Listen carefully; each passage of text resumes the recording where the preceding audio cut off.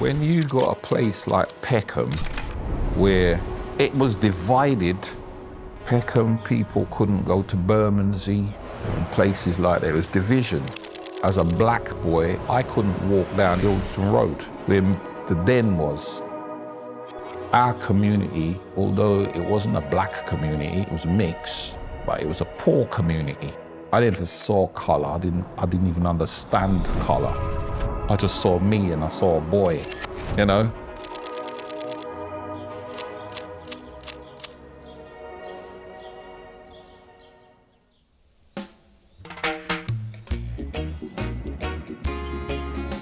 I've always been football mad. So I lived next door to one of my mates and he was football mad as well.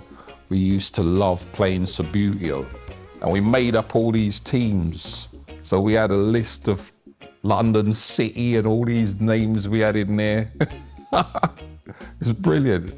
And then one day I went to a library and found this book and I saw it. It says at the heart of every town there's a football team. I thought, you know what, I'm going to build a team for us because there's no team in this town.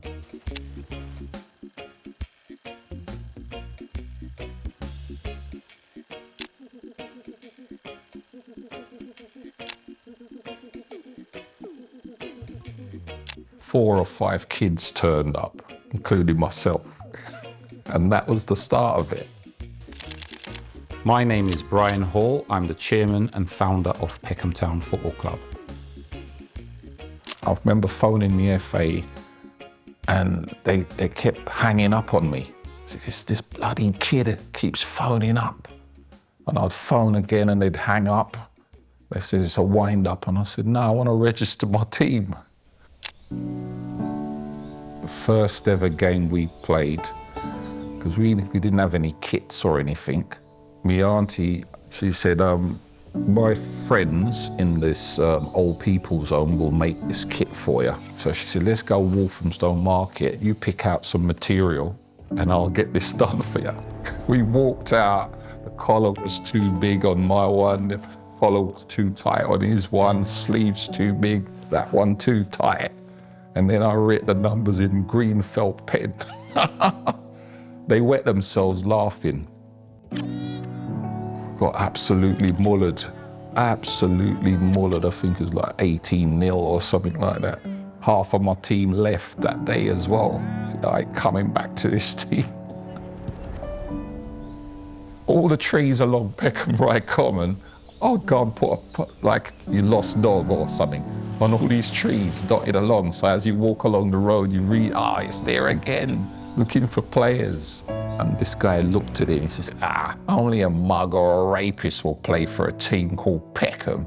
That's the fight that we used to get a lot everywhere we went. We'd lost the game before we even kicked off.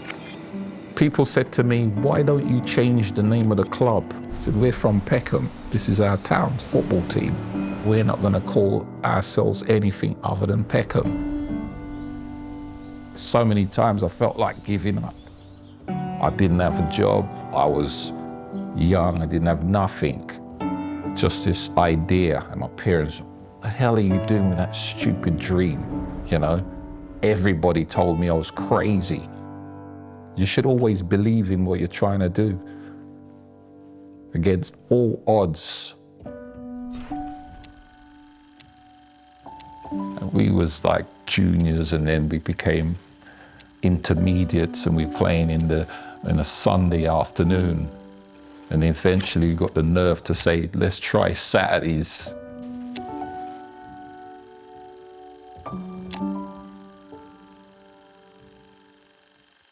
Well, in London alone, there's about 60,000 people playing grassroots football, and it's just absolutely essential for communities to have these volunteer-run clubs.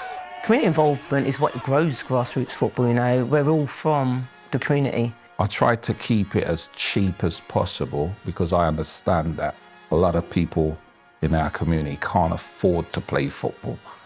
When I was a kid myself, I couldn't afford to play football. That's why I ended up making my own team.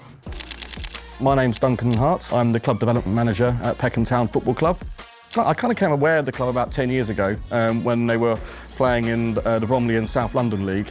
just came along around 2014 and I was kind of blown away by the welcome. When we first started, all we had was 100 kids on Peckham Rye Park, and it's just grown from there. I'd like to think it's the community feel, the community vibe we have here at Peckham Town now, attract players to come here. Just that vibe of you can grow, you can be yourself. It's not about selling dreams and things like that. It's about selling opportunities and providing opportunities for kids. It's a family connection when you come. As soon as you walk through the gates at Peckham Town, I do see it, and I know other people feel it when they come through. And I think that may just be a big attraction to why people come here. I come mainly because my two boys absolutely love it. Good for the kids and everything, you know, we get a nice turnout and it's only grassroots football, so it's like, yeah, it's a nice team to play for. We are 11th level, which is step 7 in non-league football. I would say it's the top level of amateur football. What is great about the English game, you've got the site right from here at the Kent County Premier Division. We had that dream. Tomorrow, we might be at 1 level, and who knows, we might be in the actual Premier Division in 10 seasons' time.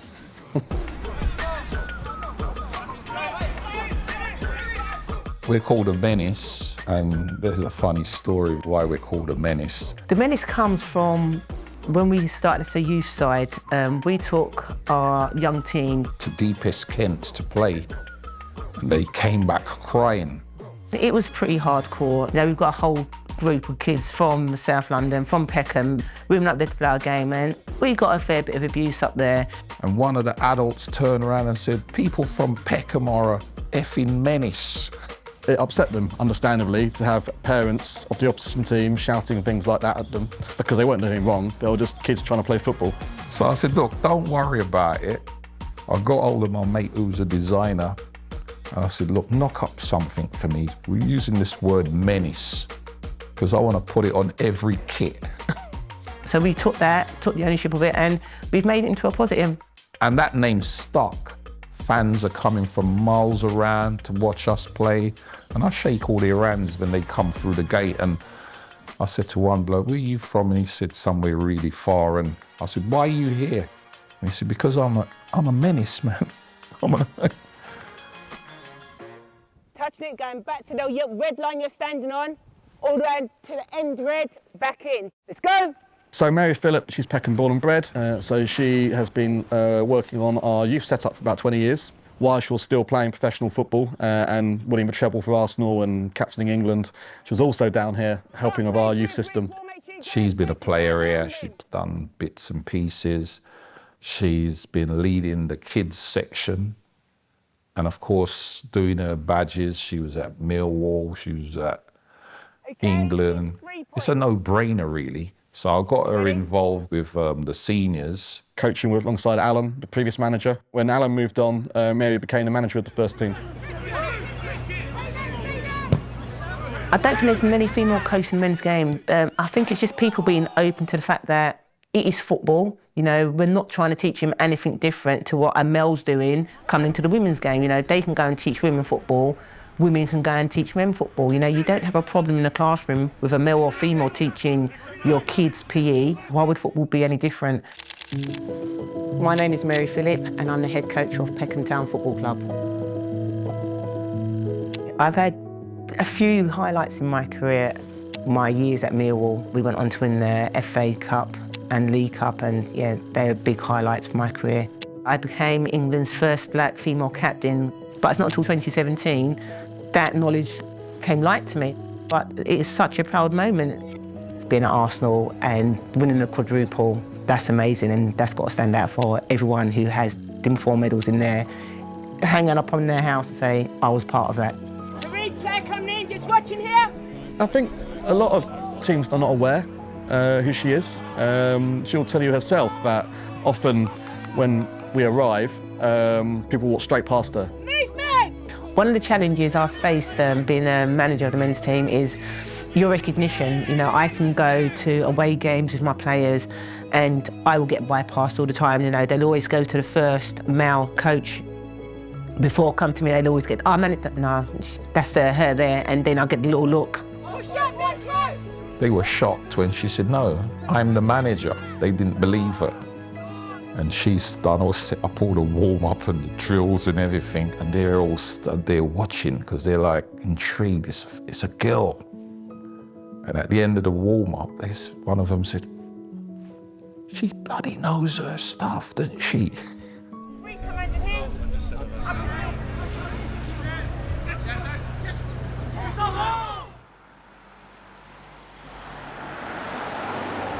Welcome to Peckham Town. Follow me in. So about 2003, Peckham moved into where we are now. The official title's the Southwark Sports Ground. This place was up for tender in the newspaper. I was like, wow, I wish I could get that piece of land. And it turns out the council offered this to me. They said, look, just put your name down for it, Bry. And I did. And the rest was history. Well, when I first came to this site, the grass was nearly as tall as me. In some places, it was tall as that crossbar over there. It was just a nightmare. This building, all the toilets and everything was smashed up, and all my team said, what are you doing? That place is bad. And we got about trying to cut things down.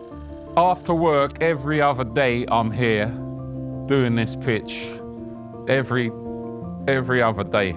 In the summer, I'm here all the time. If I don't go away on holiday, I'll be here. This is my holiday. And obviously, because we took the ownership of the name Menace, we thought, let's call our stadium when we play the Menace Arena. Mary and Brian and others worked on doing up this place and making it into 2 football pitches. And everything you see now has grown over the last 20 years around that. And it's now a vibrant place to come and play football and watch football and be part of the community. On a Saturday afternoon, I'm like a peacock. When them supporters turn up and say, look at the pitch, all the feathers come out, don't it?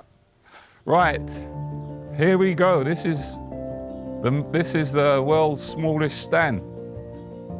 All right, lads, you want to get in the world's smallest stand? Haha, love it. This is the McCoy, mate. Yeah.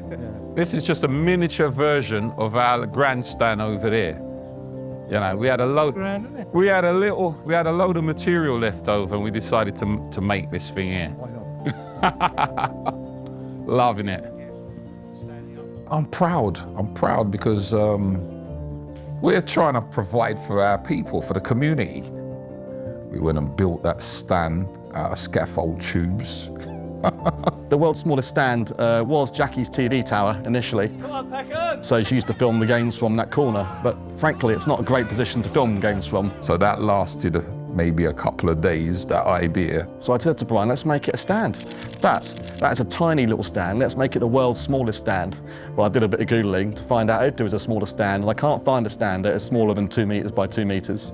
And I don't want to find it, because we've decided it's the world's smallest stand. And then it just took off and went crazy, went viral. People coming from all around the world to take photos. I'm like, are you crazy? What have we done?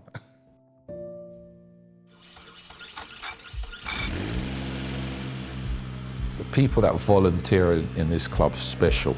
I don't know how we managed to get these guys, but we all gravitate towards each other. Volunteers are the absolute lifeblood of grassroots football. Without volunteers, we can't survive. We're all volunteers here. People kind of forget the role that it is voluntary. We do this for just the love of it. I always say to people, if you want to cleanse your soul, go and do some volunteering. We have over 20 volunteers here at the club, going from the first team right down to the youth team, that come in and get involved, and each and every one of us have an important role. And although we have set roles in the club, it's not that one role that you do. If I see someone that needs doing, I go and do it. If I see the pitch needs marking, I will go to the back, grab the line marker and start lining the pitch. And it's just a collective push for everyone to just move together and want the club to grow and move forward. I've been involved with the club for 23 years. On match day I come and I help Mary put out the kit, I write out the team sheet, then I come down and help Tony on the gate. Sometimes I help Bev behind the bar. I find it's well worth it because it's completely different to my day job. It can be manic. It's all about preparedness. We get here early, we prepare, and once you're prepared for anything. I just take photos and come along and support them, really. That's it. And it's very, you know, no one gets paid in this business. So I do it because I just love the club, and it's great to support grassroots football. But people say, you're crazy, mate. I was driving past and I saw the tractor going up and down with the lights on. I was going to a bar or something. I can't believe you was out there in the dark. The next morning, when I see kids running on it, I feel good. And I'm like, wow, that's what I'm doing it for.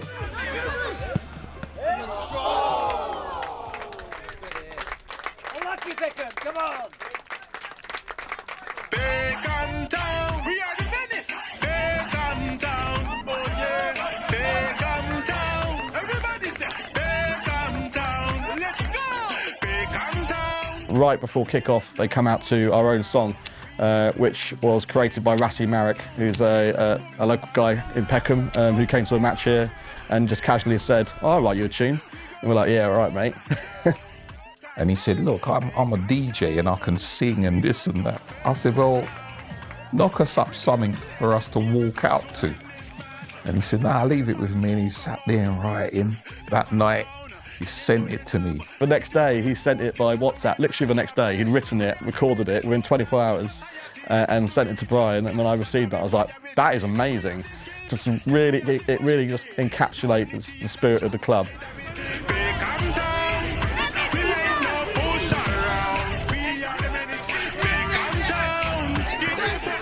It's not just about the adult men's first team. Youth football and women's football is really important for us as well. Youth setup has been going about 20 years.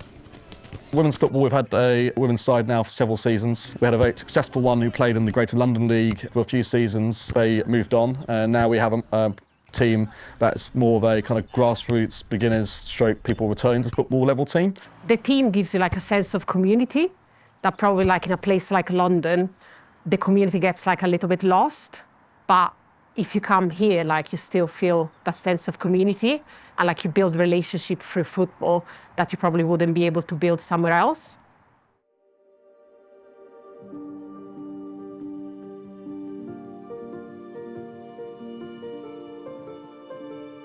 Our supporters are the best.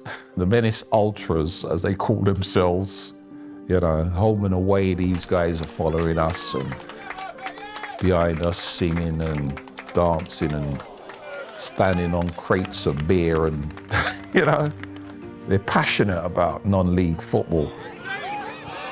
I think, you know, we're slightly different perhaps in the fact we get like an average of 120, 30, 40 people come here on a match day. Other teams in the Kent League is more like 20, 30, 40 mark, and we actually have support.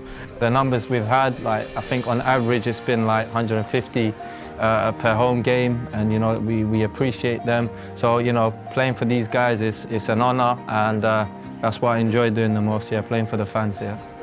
Our supporters are wonderful. They come as families, babies, dogs. Without them, we cannot have a club. You can see it's a very kind of diverse atmosphere, from the players on the pitch to people that are running the club. Something that I feel sort of represents South London and what it's about. It's very authentic, I feel like, you know, for grassroots, and it's great to be a part of that.